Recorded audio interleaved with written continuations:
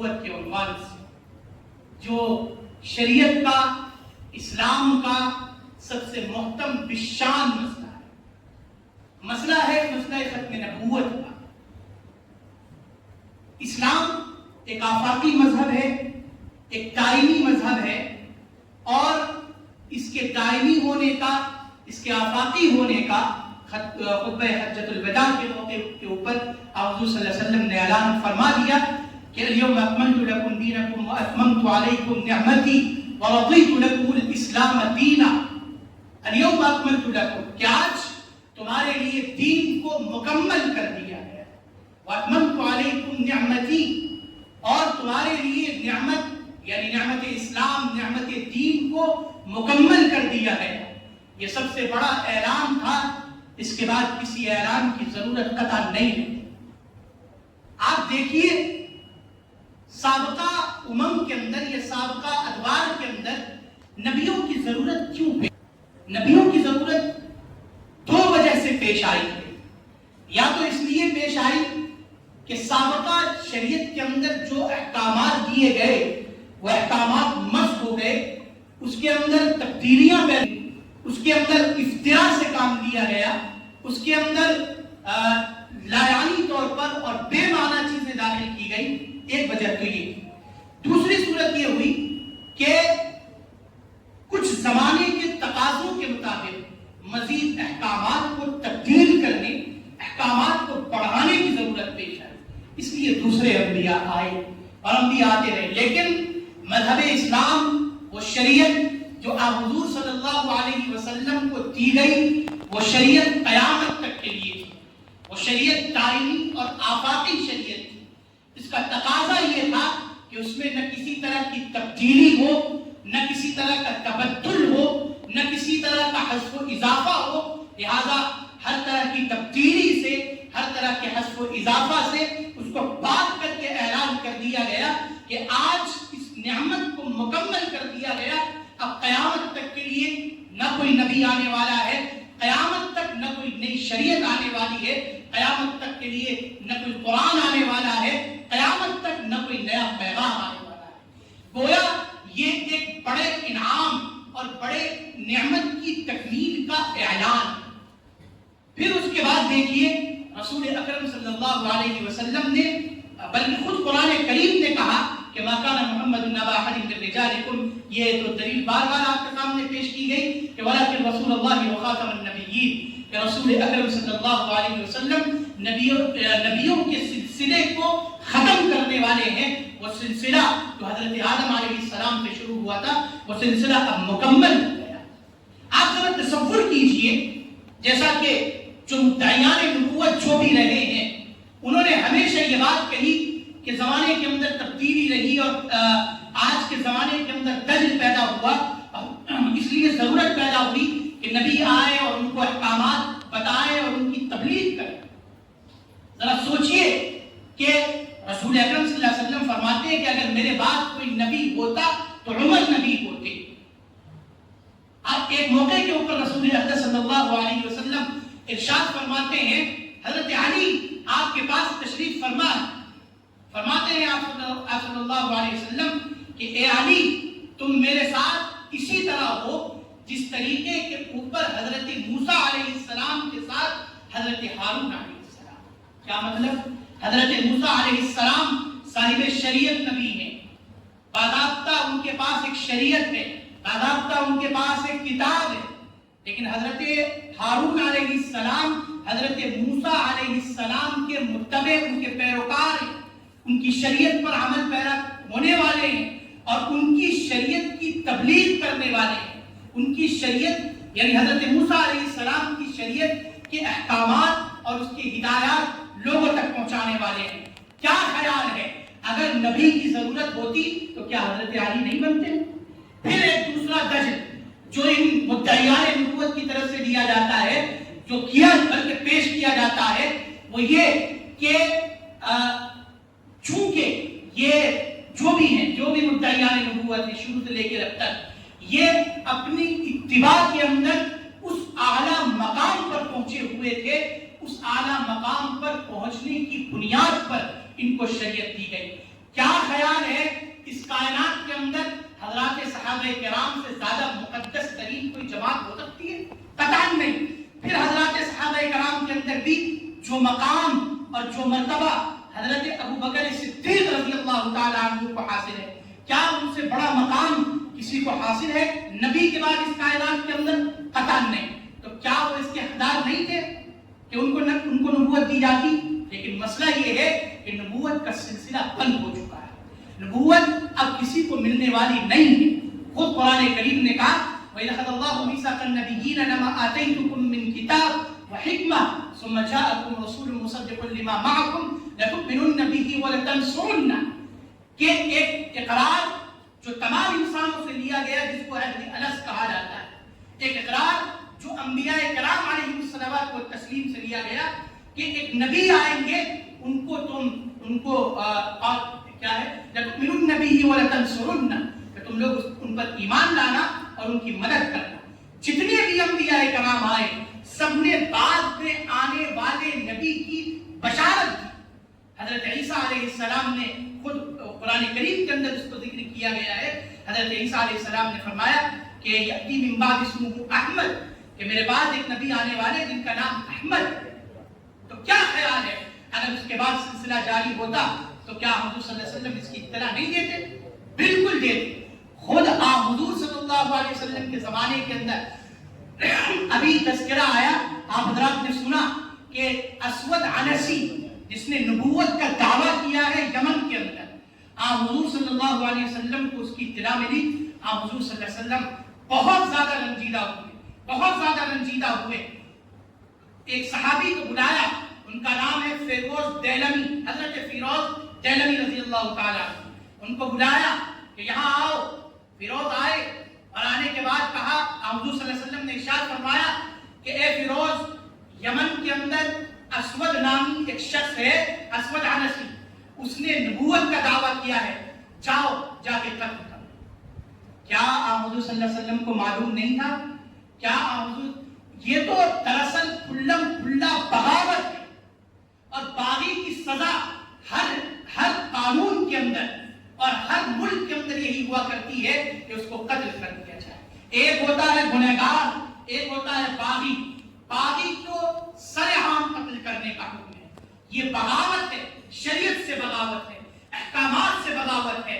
جب ایک پیغام آ چکا، آپ حضور صلی اللہ علیہ وسلم نبوت کی تکمیل کا اعلان کر چکے، اللہ کی جانب سے اس کے احکامات آ چکے، اور یہ اعلان اللہ تعالیٰ کے ذریعے کرایا جا چکا، یعنی اللہ تعالیٰ نے کرا دیا، تو اس کے بعد اس کے اندر کسی طرح کی نقد زنی کی قطعاً گنجائش ہے۔ بلایا فیروز دیلمی کو، کہا جاؤ یمن جاؤ۔ یمن کا فاصلہ مدینہ منورہ سے تقریباً 1 ماہ کا ہے۔ آپ حضور صلی اللہ علیہ وسلم اپنی عمر کے بالکل آخری مرحلے کے اندر ہیں۔ ادھر ان کو یہ کہا کہ جاؤ، چلے حضرت فیروز دیلمی، چند قدم چلے، پھر بلایا ادھر آؤ، تھوڑی دیر سامنے کھڑے رہے، پھر کہا جاؤ، چلے گئے۔ صحابہ کرام رضوان اللہ علیہ مجمعین نے پوچھا، یا رسول اللہ کیا بات ہے؟ آج خلاف واقعہ بات ہم نے دیکھی کہ آپ نے بھیجا، پھر بلایا، تھوڑی دیر کھڑے رہے، پھر اس کے بعد آپ نے کہا کہ جاؤ، آپ نے کہا جاؤ۔ ایک روایت کے اندر سے، وہ روایت ضعیف درجے میں ہے یہ والی جو بات میں آگے بتا رہا ہوں، کہ رسول اقدس صلی اللہ علیہ وسلم نے ارشاد فرمایا، دراصل مجھے ایسا لگتا ہے کہ جب فیروز واپس آئے گا تو شاید میری ملاقات ہو۔ خیر، فیروز ادھر سے چلے۔ ایک واقعہ، اور اس کا ایک پہلو تو یہ ہے، دوسرا پہلو ادھر اسود عنسی، وہاں پر ایک شخص ہیں جو اسلام لا چکے ہیں، جو رسول اکرم صلی اللہ علیہ وسلم کی رسالت کا اقرار کر چکے ہیں۔ ان کا نام ہے عبداللہ بن ایوب، جن کو ابو مسلم خولانی کے نام سے جانا جاتا ہے۔ بڑے مشہور تابعی ہیں، اسلام لا چکے، لیکن آپ حضور صلی اللہ علیہ وسلم کو دیکھا نہیں ہے، غائبانہ ایمان لے کر کے آئے ہیں۔ آپ حضور صلی اللہ علیہ وسلم کے ختم نبوت پر، آپ حضور صلی اللہ علیہ وسلم کی رسالت پر ایمان لا چکے۔ جب اسے معلوم ہوا کہ اسود عنسی نے یمن پر قبضہ کر لیا اور قبضہ کرنے کے بعد نبوت کا دعویٰ کرتا ہے، اس نے بغاوت اسود عنسی سے اور سر عام اعلان کیا کہ رسول اقدس صلی اللہ علیہ وسلم آخری نبی ہے اور نبیوں کے سلسلے کو ختم کرنے والے. اس کا نتیجہ یہ ہوا کہ اس پاداش میں اسود عنسی نے اس کو بلایا اور بلانے کے بعد اپنے حواریین کو کہا کہ لکڑیاں جمع کرو جہاں تک ہو سکے. لکڑیاں جمع کی گئی ٹھیک اسی طرح جس طرح حضرت ابراہیم علیہ السلام کو آگ کے اندر ڈالا گیا تھا. لکڑیاں جمع کی گئی اور قلعے کی دیوار سے حضرت مسلم خولانی کو اس آگ کے اندر ڈال دیا گیا. آگ جلی, آگ دہکی, آگ بڑھی اور حتیٰ کہ کچھ دیر کے بعد آگ ختم ہو گئی. دیکھنے والوں نے دیکھا کہ جب آگ بجھی تو آگ بجھنے کے بعد ابو مسلم خولانی آگ سے اپنے کپڑے کو جھاڑتے ہوئے نکلے ہیں اور نکل کر کے اپنا خاموشی سے چلے گئے. معلوم ہوا کہ جو شخص ختم نبوت کے سلسلے میں برسر پیکار ہو جائے, رسول اقدس صلی اللہ علیہ وسلم کی ناموس اور ان کے ختم نبوت کی حفاظت کے سلسلے میں برسر پیکار ہو جائے, اس کے لیے آپ کو بھی حضرت ابراہیم کی طرح برے گزار بنا دیا جا سکتا ہے. دیکھیے کس طریقے کے اوپر ہو رہا ہے. خیر وہ وہاں سے ان کو در بدر کر دیا گیا, ملک بدر کر دیا گیا, باہر نکال دیا گیا. بڑے پریشان ہوئے کہ میں کہاں جاؤں. بڑے سوچ کے بعد کہنے لگے کہ میں اپنے آقا کی خدمت میں کیوں نہ چلے جاؤں, مدینہ منورہ کیوں نہ چلا جاؤں. ادھر سے ابو مسلم خولانی نکلے ہیں یمن سے اور ادھر سے ابو فیروز دہلوی نکلے ہیں. فیروز دہلوی چونکہ گھوڑے پر ہیں اس لیے تیزی سے 10 دن کے فاصلے کے اندر وہ پہنچ گئے ہیں وہاں یمن کے اندر. ادھر یہ چونکہ پیدل ہیں اس لیے راستے کے اندر ہے. فیروز دہلوی وہاں پہنچتے ہیں یمن کے اندر. ان کی چچا زاد بہن, ان کا نام میرے ذہن میں نہیں آ رہا ہے, شاید زارا ہے یا آزر ہے, اس طرح کا کچھ نام ہے. ان کی چچا زاد بہن ہے یعنی حضرت فیروز دہلوی کی. وہ بھی ایمان لا چکی ہے, وہ بھی یمن کے اندر ہے, وہ بھی اسی قلعے کے اندر ہے جس قلعے کے اندر ابو الاسود عنسی رہتا ہے. خیر فیروز دہلوی کا انہوں نے تعاون کیا قلعے کے اندر پہنچانے میں. قلعے کے اندر پہنچے اور پہنچ کر کے سر عام ابو الاسود عنسی کا قتل کیا اور قتل کرنے کے بعد قلعے کی دیوار پر چڑھے حضرت فیروز دہلوی اور قلعے کی دیوار پر چڑھ کر کے اعلان کیا اشہد ان محمد رسول اللہ.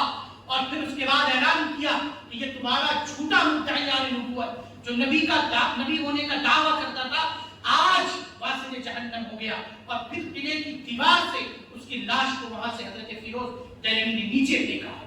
وہ تمام کے تمام لوگ جو اس کے پیروکار تھے تمام کے تمام آپ حضور صلی اللہ علیہ وسلم کی رسالت پر ایمان لا چکے اور سب نے کہا لا الہ الا اللہ محمد رسول اللہ. ادھر یہ واقعہ ہوا. ادھر اسی رات وحی کے ذریعے رسول اقدس صلی اللہ علیہ وسلم کو یہ بشارت دے دی گئی کہ ابو الاسود عنسی اب واسطے جہنم ہو گیا. اور یہ کہا گیا کہ فاز فیروز, کہ فیروز کو جو آپ نے بھیجا تھا وہ اپنے مقصد کے اندر کامیاب ہو گیا. حضرت جبرائیل علیہ السلام نے یہ بشارت سنائی. روایات کے اندر آتا ہے کہ اس واقعے کے ایک روایت کے مطابق اس واقعے کے بعد صرف 3 روز اور ایک روایت کے اندر آتا ہے کہ اس واقعے کے صرف اگلے روز آپ حضور صلی اللہ علیہ وسلم اس دنیا سے رخصت ہو چکے ہیں, اس دنیا سے آپ تشریف لے جا چکے ہیں. اب دیکھیے ادھر ابو مسلم خولانی راستے کے اندر ہیں, پریشان حال ہیں اور آ رہے ہیں یہاں مدینہ منورہ. مدینہ منورہ پہنچ گئے, مسجد نبوی پہنچے اور مسجد نبوی پہنچ کر بالکل پریشانی کے ساتھ مسجد کے ستون سے ٹیک لگا کر کے بیٹھ گئے. ایک صحابی آئے, صحابی نے پوچھا اجنبی معلوم ہوتے ہیں, کہاں سے آنا ہوا؟ کہا یمن سے آنا ہوا. کہنے لگے یمن سے آنا ہوا ہے, مجھے بتاؤ میرے آقا کہاں ہے, میرے محبوب کہاں ہے؟ رونے لگے وہ صحابی, زار و قطار ہوئے اور آپ صلی اللہ علیہ وسلم کے روضے اقدس کی جانب اشارہ کرتے ہوئے کہا کہ وہاں ہے. ان کی آنکھوں سے آنسو بہنے لگے اور اشک بار ہیں بے شمار. اور پھر اس کے بعد کبھی مسجد نبوی کے دروازے کو دیکھتے ہیں, کبھی اس کے در کو دیکھتے ہیں کہ یہ وہ جگہ ہے جہاں سے میرے محبوب آتے تھے, یہ وہ جگہ ہے جہاں میرے محبوب بیٹھتے تھے. حضرت ابو بکر صدیق رضی اللہ تعالیٰ عنہ کو اطلاع دی گئی، آپ تشریف لائے، پوچھا کہاں سے آنا ہوا، کہنے لگے بلکہ حضرت عمر فاروق کا پہلے حضرت عمر فاروق کا حضرت عمر فاروق نے پوچھا کہاں سے آنا ہوا، کہنے لگے یمن سے، کہنے لگے اچھا یمن سے آنا ہوا، یہ بتاؤ کہ ایک میرے ساتھی ہیں اور وہ جو ہے جن کو آگ کے اندر ڈالا گیا اور جو اسلام لائے ان کا کیا حال ہے؟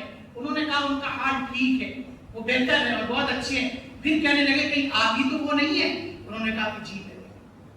پھر اس کے بعد ابو بکر صدیق رضی اللہ تعالیٰ عنہ کے پاس پیش کیا گیا۔ حضرت ابو بکر صدیق رضی اللہ تعالیٰ عنہ بھی بڑے اشتباہ ہوئے، بڑے زار و قطار ہوئے، ان کو سینے سے لگایا، تمام واقعہ ان کو بتایا گیا۔ پھر حضرت ابو بکر صدیق جو اس وقت اس کائنات پر سب سے عظیم انسان، وہ شخص اس تابعی سے کہتا ہے کہ اے مسلم خولانی تم میرے لیے دعا کرو، تم میرے لیے دعا کرو، تم بہت بڑے مرتبے پر اور بڑے مقام پر پہنچے ہوئے۔ ذرا تصور کیجئے کتنا بڑا مقام ہے اس شخص کا جو ختم نبوت کا اور جو عصمت نبوت کا، جو تحفظ نبوت کا علم بردار ہے اور علم کو اٹھائے۔ یہی وجہ ہے کہ امت کا اس پر اجماع ہوا، بلکہ حضرات صحابہ کرام کا اجماع ہے۔ اور پھر اس کے بعد آپ نے ابھی سنا کہ مسیلمہ کذاب کو قتل کیا گیا، حضرات صحابہ کرام کی ایک بڑی تعداد اس کے اندر شہید ہوئی ہے۔ امت کا یہ تعامل، امت کا یہ اجماع تواتر کے ساتھ اور تسلسل کے ساتھ چلا آ رہا ہے، آج کے اس مکر و فریب کے دور میں، آج کے ہم اس دجالی دور میں آ چکے ہیں، لیکن اس کے باوجود بھی آج بھی ختم نبوت کے مسئلے پر اسی طرح کا تسلسل ہے، اسی طرح کا اجماع۔ دیکھیے حضرت علامہ انور شاہ کشمیری، آپ نے تذکرہ سنا اور بارہا آپ اپنے اسباب کے اندر حضرات اساتذہ کرام سے ان کا تذکرہ سنتے ہوں گے۔ ختم نبوت کے عظیم سپاہی، عظیم سپاہی، عمر کا آخری مرحلہ ہے، بیماری انتہائی شدت پر پہنچی ہوئی ہے، بواسیر کا مرض ہے، انتہائی پریشان حال، اور ڈابیر جانے کے لیے بالکل بابرکاب ہے۔ بھاولپور سے چٹھی آتی ہے کہ آپ کو قادیانیت کے مقدمے کے اندر دلیل پیش کرنے کے لیے آپ کو یہاں عدالت میں حاضر ہونا ہے۔ فوراً اپنا بوریا بستر باندھا، ڈابیر کا سفر ترک کیا اور فوراً یہاں بھاولپور پہنچے۔ بھاولپور پہنچے، وہاں پر آپ کے شاگرد موجود ہیں۔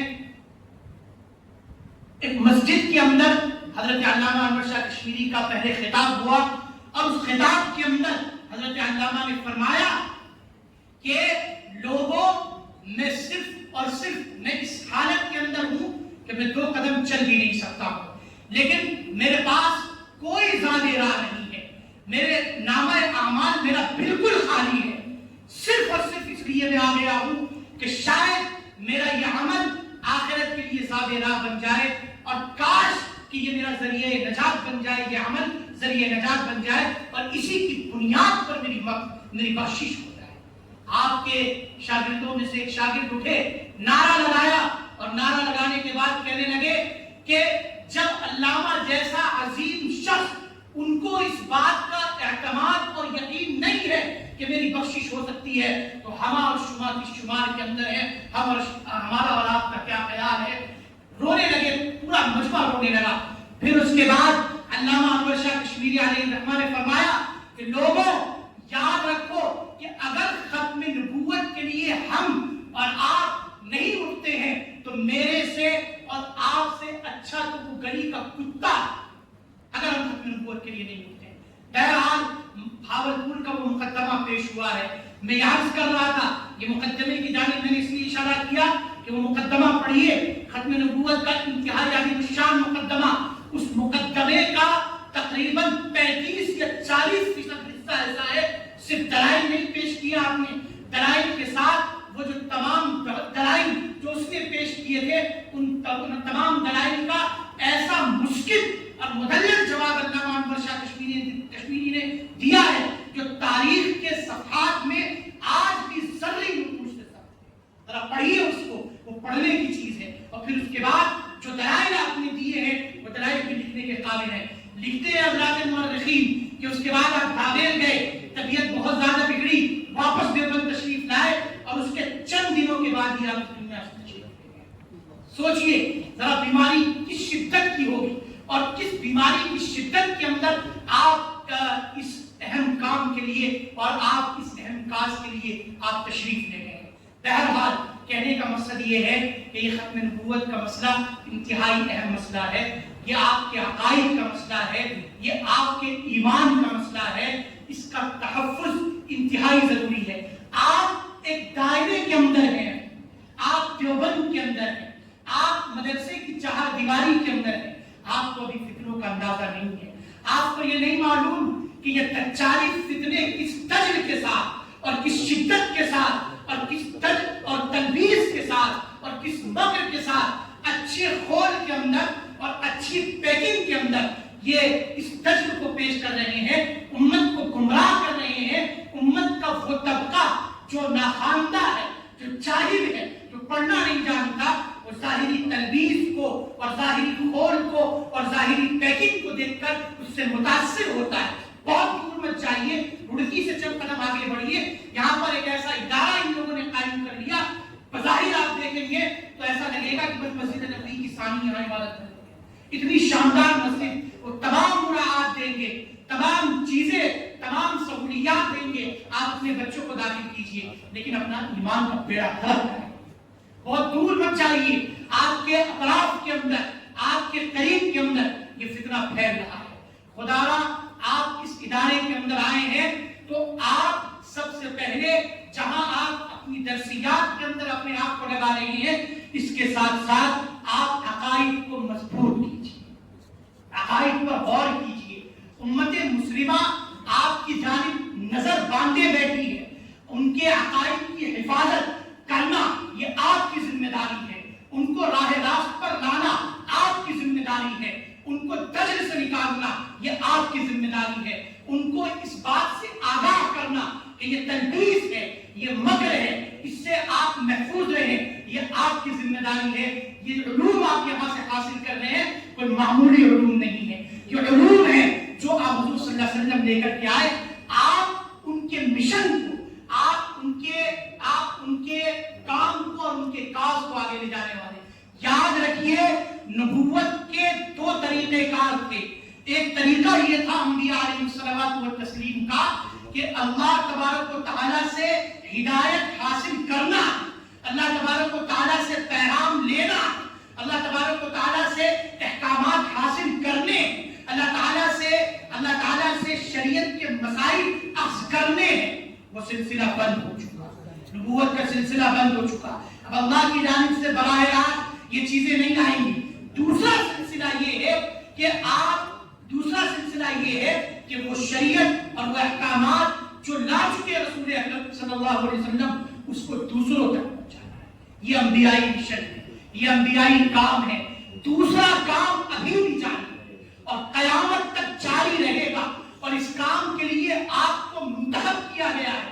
اسی لیے کہا رسول اکرم صلی اللہ علیہ وسلم نے کہ العلماء ورثۃ الانبیاء، کہ علماء انبیاء کے وارث ہیں۔ کس چیز کے اندر وارث؟ زمین کے اندر وارث؟ کس چیز کے اندر؟ مکان کے اندر وارث ہے؟ نہیں، بلکہ ان علوم کے وارث ہیں، ان شریعت کے وارث ہیں، ان احکامات اور ان پیغامات کے آپ وارث ہیں، جو پیغامات کو لے کر کے آئے آپ تک پہنچا دیا۔ اب اس وراثت کا تقاضا یہ ہے کہ آپ اس وراثت کو صحیح طور پر حاصل کیجئے، ایک سچے مورث کی حیثیت سے، اور حاصل کرنے کے بعد آپ کے بعد آنے والی جو نسل ہے اس میراث کو آنے والی نسل تک پہنچائیے، تب آپ جا کر کے سچے وارث کہلائیں گے، ورنہ آپ نہ سچے وارث کہلانے کے مستحق ہیں، نہ آپ صحیح طور پر عالم کہلانے کے مستحق ہیں۔ یہی اس کا تقاضا ہے۔ بات بہت لمبی ہو گئی، مجھے اتنی لمبی بات بھی نہیں کرنی تھی، مجھے دو چار باتیں کرنی تھی۔ اللہ تبارک و تعالی ہم سب کو عمل کی توفیق عطا فرمائے، احکامات پر، دینی شعائر پر اور خاص طور پر دینی عقائد پر مضبوطی سے جمنے اور ان پر عمل پیرا ہونے اور دوسروں کو عمل کرانے اور دوسروں کو الحاد سے، دوسروں کو تلبیس سے اور دجل سے بچانے کی توفیق عطا فرمائے، اور اللہ تبارک و تعالی کاش کہ اس کام کے لیے ہمیں منتخب کر لے. وما علینا الا البلاغ المبین. السلام علیکم.